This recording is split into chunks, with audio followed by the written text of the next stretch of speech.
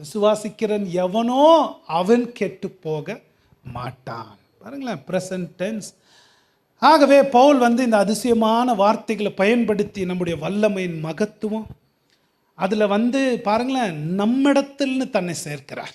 நம்மிடத்தில் பவுலுக்கு எவ்வளோ வல்லமை, கடவுளுடைய வல்லமை தெரியுங்க. அது எவ்வளோ அனுபவிச்சிருக்கிறாரு.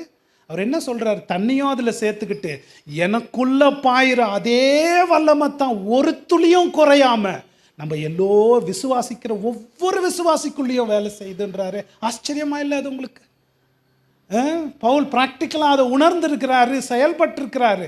ஆனால் உணராத உட்காந்துக்கிட்டு இருக்கிற நமக்குள்ளேயும் அதே வல்லமை, நமக்குள்ள அந்த பலத்த சத்துவத்தின் வல்லமை நம்ம எல்லோருக்குள்ளேயும். நீங்கள் எவ்வளோதான் போராடிட்டு இருக்கலாம், எவ்வளோதான் பலவீனமாக இருக்கலாம், எவ்வளோதான் தடுமாறுற கிறிஸ்தவனாக இருக்கலாம், விசுவாசி, ஆனால் நீ விசுவாசியாக இருந்தால் அதே வல்லமை உனக்குள்ளேயும் பாய்.